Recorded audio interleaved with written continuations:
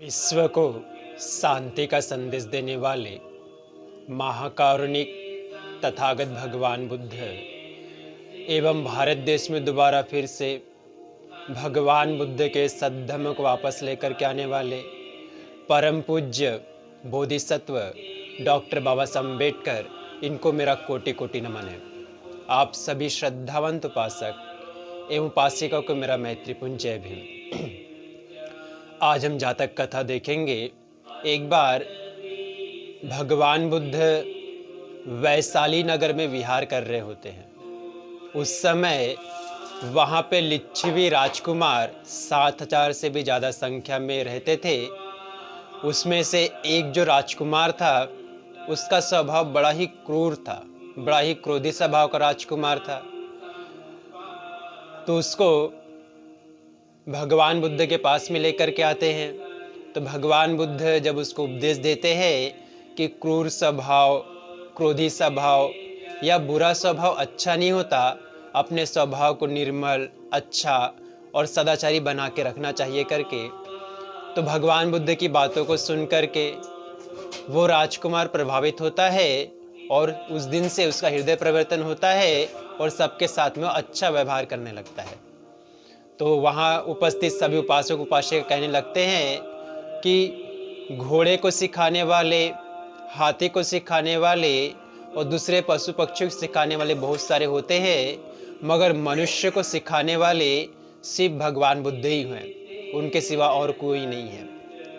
इस बातों को जब भगवान बुद्ध ने सुना तो भगवान बुद्ध ने कहा, इस राजकुमार को मैंने अभी नहीं, इसके पूर्व भी सिखाया था। एक बार वाराणसी का राजा था, उसके यहाँ पे एक पुत्र का जन्म हुआ। वो भी बचपन से उसका स्वभाव बड़ा ही क्रूर था, छोटा सा ही था मगर बड़ा ही क्रूर, बड़ा ही क्रोधी स्वभाव का हुआ वो राजकुमार। और छोटे से स्वभाव में ही सबके साथ में अच्छा व्यवहार नहीं करता था, किसी का भी अपमान कर देता था, किसी के साथ भी कुछ भी बातें करता था, अपशब्द कहने लगता था। तो राजा जो था बड़ा दुखी था। तो एक बार वहाँ पे बोधिसत्व थे, बोधिसत्व आते हैं। तो राजा अपने राज उद्यान में उनको ठहराता है, तपस्वी को। तो राजा जाकर के उस बोधिसत्व से कहते हैं कि मेरा जो पुत्र है उसका स्वभाव बड़ा अच्छा नहीं है, क्या आप उसके स्वभाव को सुधार सकते हैं? तो तपस्वी बोधिसत्व कहते हैं ठीक है, उसको मेरे पास में लेकर के आना करके। अब राजा अपने पुत्र को उनके पास में ले करके जाता है। तो तपस्वी उस छोटे से बालक को अपने साथ में राज उद्यान में थोड़ा सा घुमाते हैं। वहाँ एक नीम का पेड़ उगा रहता है, कड़वे नीम का पेड़ था। अभी छोटा सा ही पौधा था, 2-4 पत्ती उसमें निकली थी। वो राजकुमार से कहते काम करो, इसके पत्ते को थोड़ा सा चख करके देखो। तो राजकुमार उस कड़वे नीम के पत्ते को जैसी चखता है, बहुत कड़वा करके फेंक देता है और कहता है छोटा सा जो पेड़ है इतना कड़वा है, जब ये बड़ा होगा तो कितना कड़वा होगा, काफ़ी दुख पहुंचाएगा करके। और जो राजकुमार है उसको उखाड़ करके फेंक देता है। तो बोधिसत्व बताते हैं, तुमने छोटे से पौधे को जो कड़वा लगा, बड़ा होने के बाद में काफ़ी कड़वा हो जाएगा, काफ़ी पीड़ा देगा करके तुमने उसको उखाड़ करके फेंक दिया। मगर क्या तुमने अपने स्वभाव को देखा है? तुम अभी छोटे ही हो, मगर तुम्हारा औरों के प्रति कैसा स्वभाव है? बड़ा ही क्रूर, बड़ा ही अहंकारी और बड़ा ही क्रोधी स्वभाव का तुम्हारा स्वभाव है। औरों से अच्छे प्रकार से व्यवहार भी नहीं करते हो, बातचीत भी नहीं करते हो, शील सदाचार का आचरण नहीं करते हो।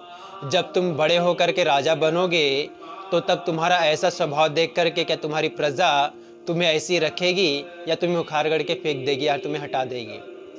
तो तपस्वी की बातों का, बोधिसत्व की बातों का उस राजकुमार पे प्रभाव पड़ता है। उस दिन से वो विनम्र हो जाता है और बोधिसत्व के बताए पंचशीलों का पालन करने लगता है, विनम्र स्वभाव होता है, सबके साथ में अच्छा व्यवहार करने लगता है। इस कथा को सुनाने के बाद में भगवान बुद्ध कहते हैं कि उस समय का जो राजकुमार था वो अभी का ये लिच्छवी राजकुमार है, और उस समय वाराणसी का जो सेठ था वो आनंद था, और उस समय जो तपस्वी बोधिसत्व था वो मैं ही था। पारमिता को पूरे परिपूर्ण करते हुए मैंने 4 असंख्य कलाकल्प तक अपनी पारमिता को पूरा किया है। और इस प्रकार से मैंने एक एक पारमिता को पूरा करने के लिए इतना समय लगाया और कैसे कैसे मैंने बुद्धत्व को प्राप्त किया है, उस घटना को भगवान बुद्ध कहते हैं। इसलिए मनुष्य को हमेशा अपने स्वभाव को, आचरण को अच्छा रखना चाहिए, चाहे वो राजकुमार हो या कोई भी हो। मनुष्य का स्वभाव सदैव निर्मल, सरल, पवित्र और शील सदाचार का आचरण होना चाहिए, जिसके कारण मनुष्य अपने लिए भी सुख का कारण बनता है और अपने और लोगों के साथियों के लिए भी सुख का कारण बनता है और प्रजा के लिए भी सुख का कारण बनता है। उसके बाद से वो राजकुमार अच्छी प्रकार से राज करने लगा और सबको पंचशील का पालन करने के लिए शिक्षा देने लगा और सभी का प्रिय बन गया। इसी में मंगल समाया है, इसी में कल्याण समाया है। भवतु सब मंगलं रक्षन्तु सब देवता सब बुद्धानुभावेन सदा शुद्धि भवन्तु ते। भवतु सब मंगलं रक्षन्तु सब देवता सब धम्मानुभावेन सदा शुद्धि भवन्तु ते। भवतु सब मंगलं रक्षन्तु सब देवता सब संघानुभावेन सदा शुद्धि भवन्तु ते। साधु साधु साधु।